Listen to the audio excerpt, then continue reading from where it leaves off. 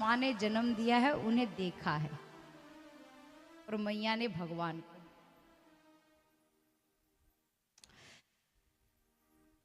अग्रसेन जी को सिंहासन पर विराजमान कर कर उन्हें राजा बनाया गया। अब देखिए यशोदा मैया ने तो फिर भी पुत्र को प्रेम कर लिया है, लीलाएं देख ली हैं, परंतु देवकी मैया ने तो अभी तक पुत्र को प्रेम भी नहीं किया, रही नहीं उनके पास। तो अब भगवान कहते हैं कि अब देवकी मैया की बारी। तो अब देवकी मैया जी के साथ में समय बिताते हैं। खाना खा रहे थे भगवान एक बार, तो मैया पास में बैठी बैठी हवा कर रही थी, पंखा झल रही थी। तो देवकी मैया बोलती है, एक बात बता बेटा, तूने पढ़ाई कहाँ तक की है अभी तक? ठाकुर जी बोले मैया काफी की है। अच्छा क्या क्या पढ़ा? बोले मैया माखन चुरानो, मटकी फोड़नो, मैया पेड़ पर भी अच्छा चढ़ लेता हूँ। अच्छा और क्या सीखा? बोले मैया बंसी भी बजानी आती है। बोले अच्छा और? भैया ये ही आता, और तो क्या सिखाते हैं ब्रज में? भैया गिल्ली डंडा बड़ा अच्छा खेल लेते हैं, और तो क्या बोले? मैया बोली बेटा ये कोई पढ़ाई थोड़ी ना है, तूने अध्ययन में क्या क्या सीखा है, कलाओं में कौन कौन सी कलाएं सीखी है ये बता। बोले अच्छा मैया वो तो हमने नहीं सीखी। तब मैया बोलती है कि ठीक है, मैं चाहती हूं तू गुरुकुल जाए और वहां से शिक्षा दीक्षा थोड़ी प्राप्त करे तो तेरा कल्याण हो। बोले ठीक है। तो श्री कृष्ण के गुरुजी का नाम था सांदीपनी मुनि। और अब अगर पूछो कि कृष्ण भगवान का गुरुकुल कहाँ था, तो वो था उज्जैन। कहाँ था? उज्जैन। वहां पर गए। भागवत जी में वर्णन किया गया है कि भगवान केवल और केवल 64 दिन गुरुकुल में रहे। कितने? और 64 कलाएं बताई गई है पूरी। 64 कलाओं में हर कला आती है, नृत्य कला, संगीत कला, चित्रकला, सब कुछ। मतलब ये पूरी 64 कलाएं, और भगवान ने 64 दिन में 64 कलाएं सीख ली। हालांकि इन्हें तो पहले से ही आती है, पर नाम करने के लिए गुरुकुल में रहे।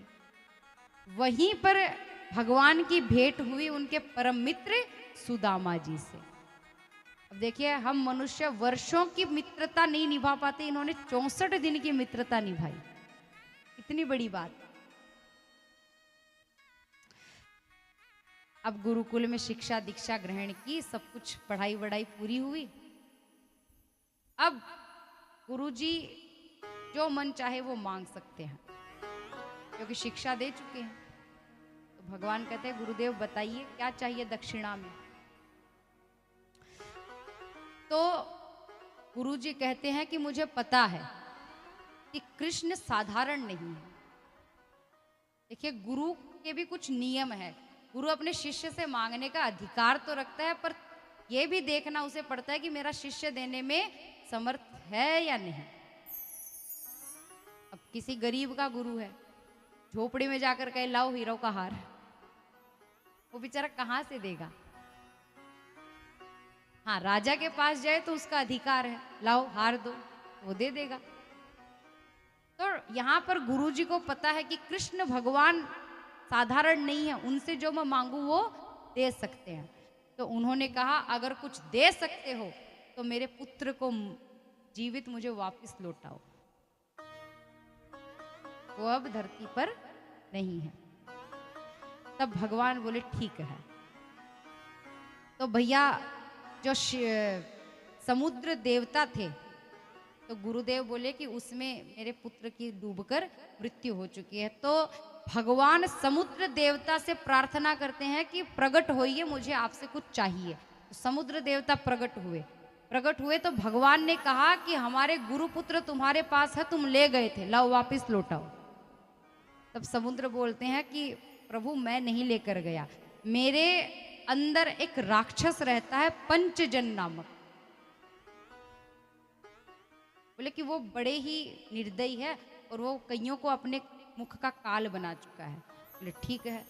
तब भगवान अंदर जाते हैं और शंखासुर रूप है उसका, मतलब शंख जैसा रूप। तो शंख के रूप में जो दैत्य है उसका उद्धार करते हैं। बोले कृष्ण कन्हैया लाल की। अब भगवान जैसे ही उद्धार करते हैं तो पता चलता है कि यमराज के पास उनके पुत्र हैं गुरुदेव के। तो यमराज के पास गए, बोले कि मेरे गुरुदेव के जो पुत्र हैं उन्हें मुझे लौटा दो। यमराज कहते हैं प्रभु ये कोई बात नहीं हुई, ऐसे हम कैसे दे दें। तब भगवान यमराज से भी लड़ लेते हैं कि तुम्हें देना है कि नहीं ये बताओ। यमराज डर गए तो बोले ठीक है, जैसी प्रभु आपकी इच्छा, क्रोध ना करें। इस प्रकार गुरु दक्षिणा में प्रभु ने अपने गुरुदेव को, उनके पुत्र को जीवित कर कर दक्षिणा प्रदान की।